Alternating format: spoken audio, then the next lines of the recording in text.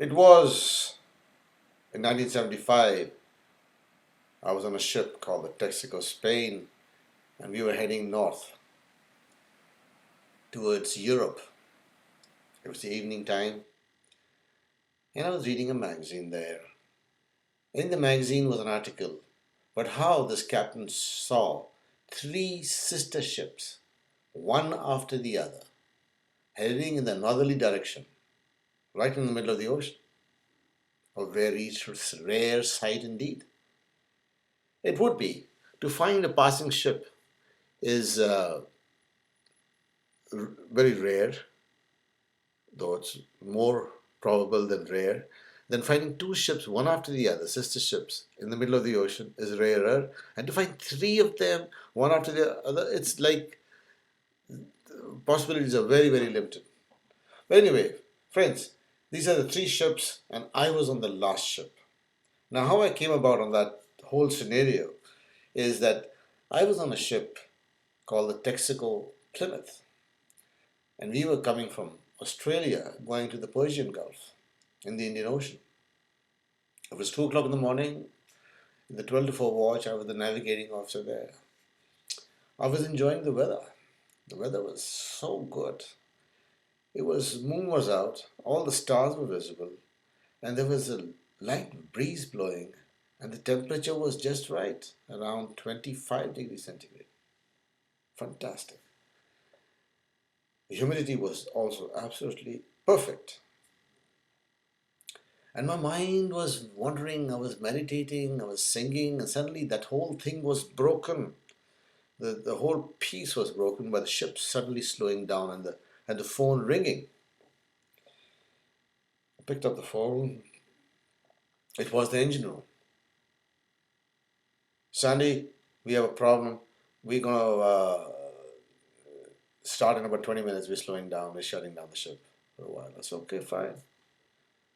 Well, I came back to the bridge wing and I continued my daydreaming, my visualization of what I was doing in that perfect weather. The watch finished. The ship hadn't moved yet. I went to sleep. I came back in the morning. The ship was still there. What had happened? The engine room, all the bearings of the steam turbine had gone. There are three pumps, one after the other, as a standby mode. The first one failed, the second one kicks in, the second one failed, the third one kicks in. All three failed. And then there's a gravity tank which reduces the engine speed, specifically because now you are going in the wrong direction, wrong area. That lubrication is only for slowing down the ship, not for running it. But it went past that also.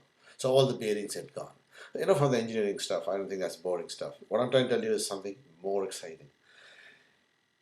The ship now was drifting towards Bandar Aceh, and our position was we were 1,000 miles south of Sri Lanka, and it was 600 miles east, or rather west of Bandar Aceh, and we were drifting eastwards at the rate of 4 knots. That means in 96 miles, nautical miles, in one day we were drifting eastwards with the equatorial current. And this, in a perfect weather, was great. The crew was enjoying the fishing part.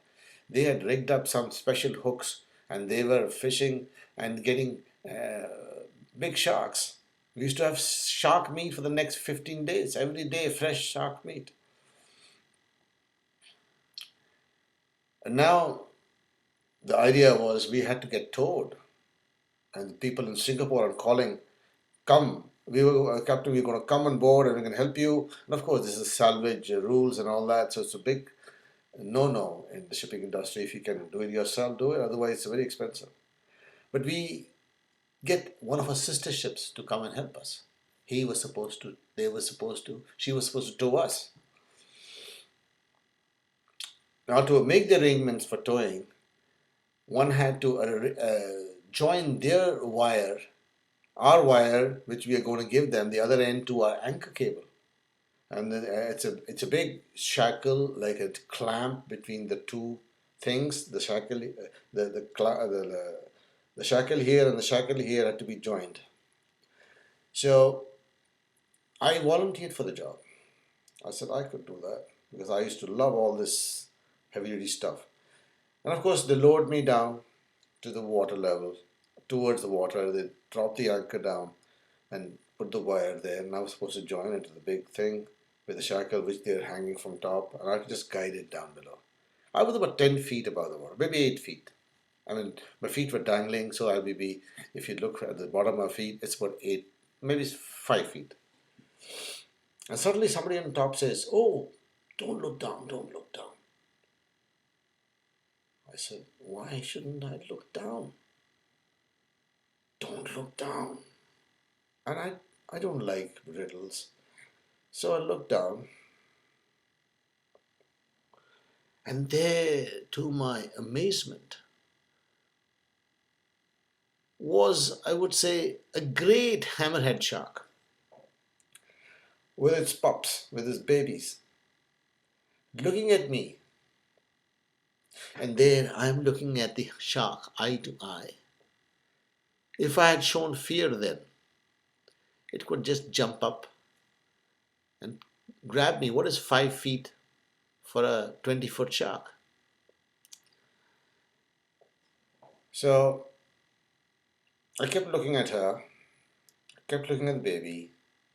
I told them, "I'm in peace here. I don't mean any harm to you. I'm just putting the shackle here. That's what I'm doing. You're beautiful. Your baby's beautiful. Everything great. Now I've seen you. You've seen me. Why didn't you go away?" But for 20 minutes,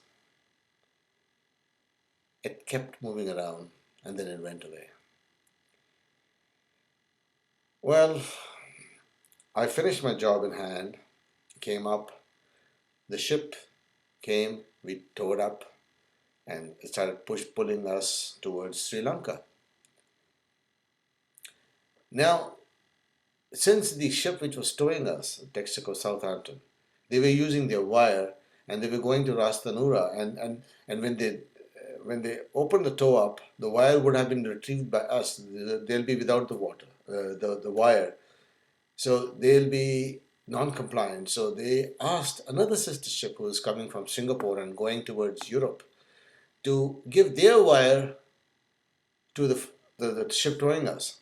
The Texaco Cardiff came one morning and started giving their wire to the people, to the Texaco Southampton. And while they were doing that, of course, they were about the same distance as they were towing us. So they're going in another direction. And that is the time the captain took that picture. And that is the rare occasion where you have three ships of equidistant distance from each other and having the same livery, the same color scheme, the same size, because they're all sister ships. And this is how this tale came about. And secondly, how rare is it to have three ships going there? And how rare is it that we are talking about it? All these thoughts were mentioned, and it's in a thought form. I was one who was actually doing the actions, but for you it's a thought form, and for me it's a thought form. And these things happen, come and go. But the main thing is it's exciting to look at the eyes of the shark, and exciting to be towed for about 1,000 miles with at about 7 knots and reach safely back home. Thank you. Maybe next time a little better tale. I hope you enjoyed it. Thank you.